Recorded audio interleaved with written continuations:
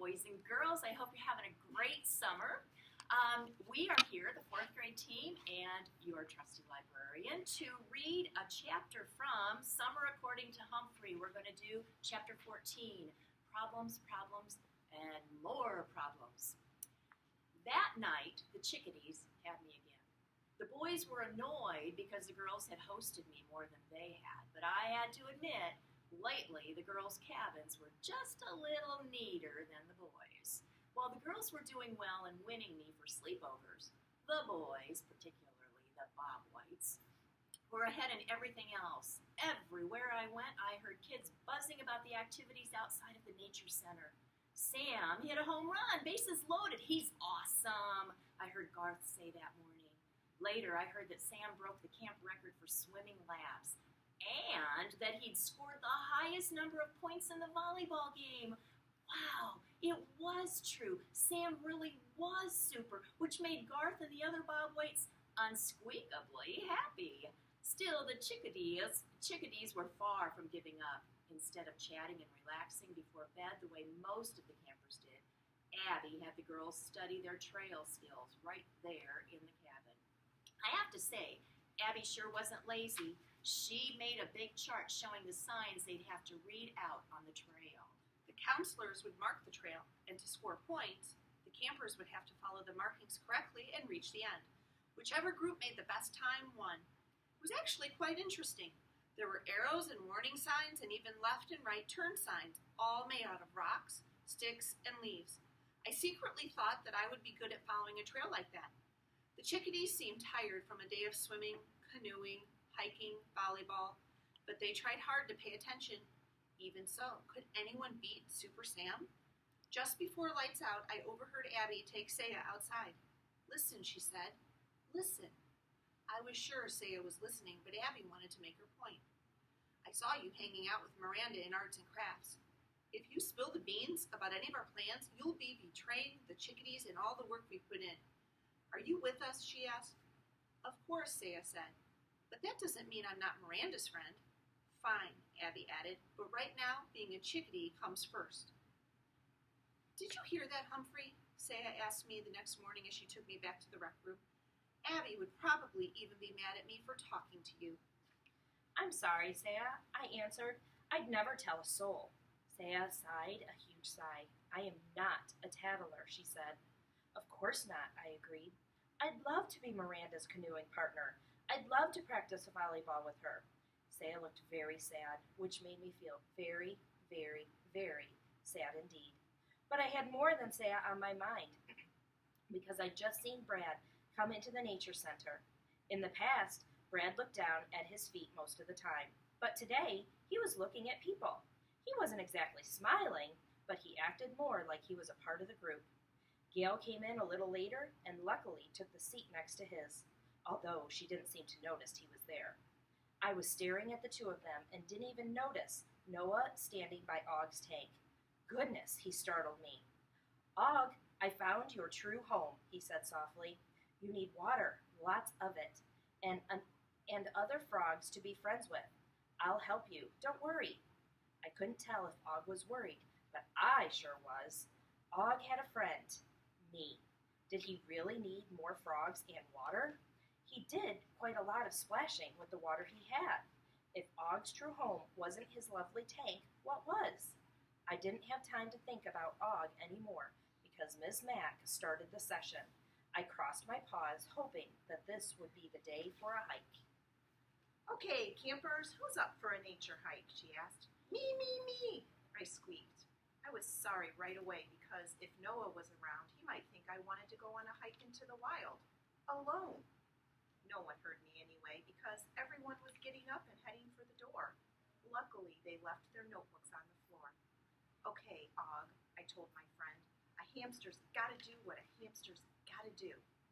I grabbed a couple of stickers from my notebook, jiggled open the lock that doesn't lock, and slid down to the floor. I chose a sticker with the outline of a hand on it. "A new friend is close at hand," it read. That went into Brad's notebook. "A smile can work magic," said the other sticker. It had a magic wand with a star on it. I tucked that into Gail's notebook. Luckily, That nice tall plant made it easy for me to get back to my table. Now my goal was getting across that oh-so-slippery table without sliding into Jake's tank.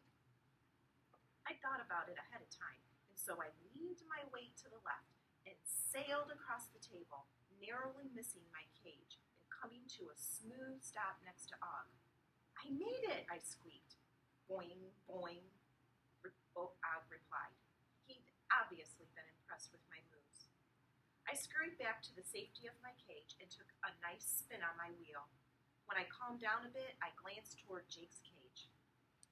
I thought about what Noah said and wondered if Jake liked living in a tank.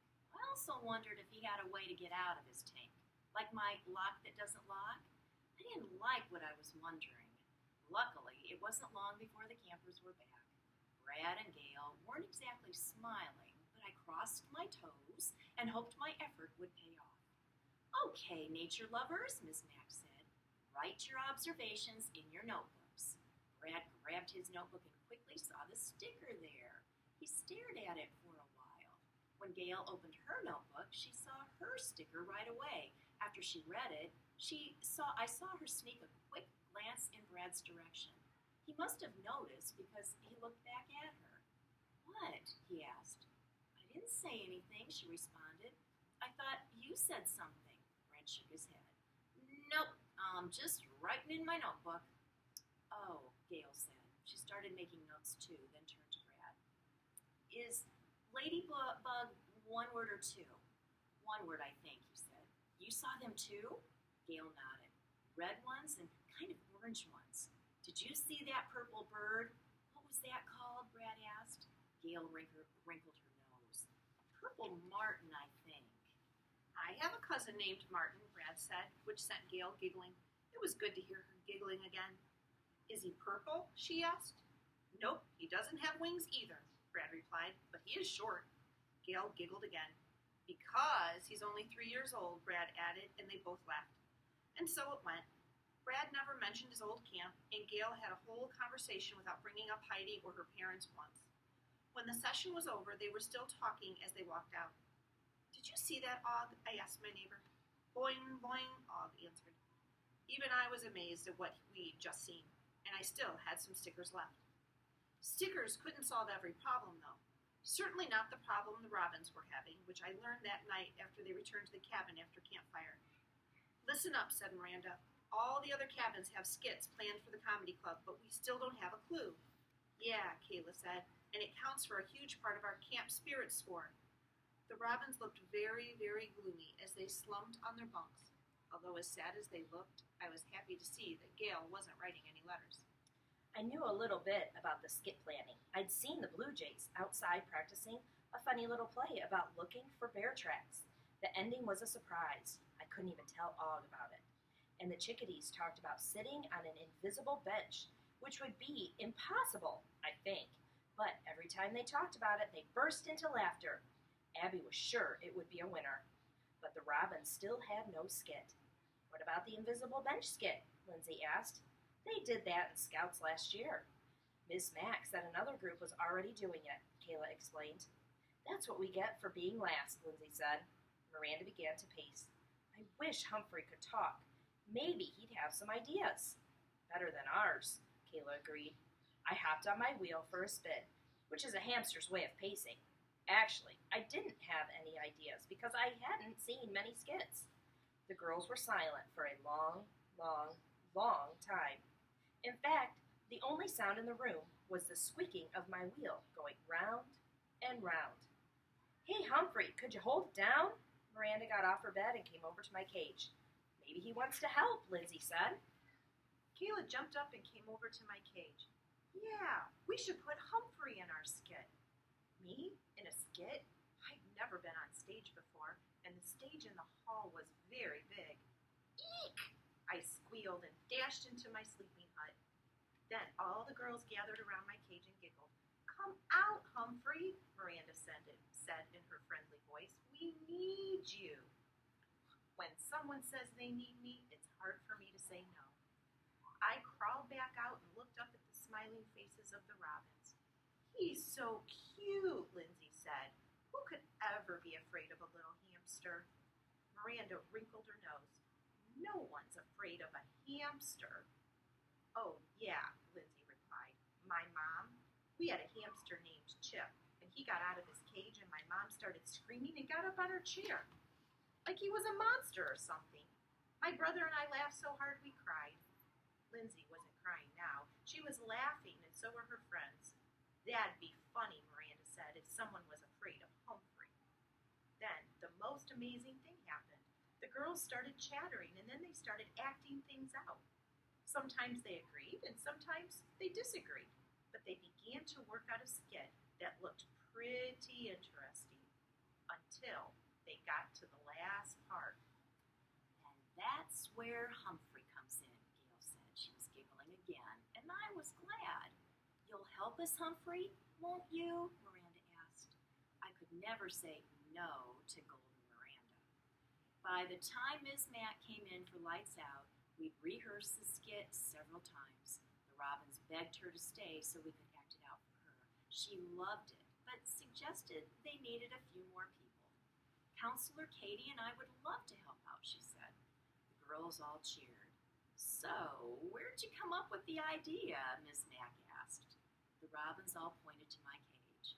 Humphrey, they said. Miss Mack smiled. Who else? Later that night, I looked up at the moon through an open spot in the curtains. It reminded me of a big spotlight, like a spotlight shining on a stage. A big, big, big stage for a small, small, small hamster. I spun on my wheel for a long time. Note to self. When you offer to give someone a helping paw, you'd better mean it, because you might end up a little more involved than you ever dreamed. Bye, boys and girls.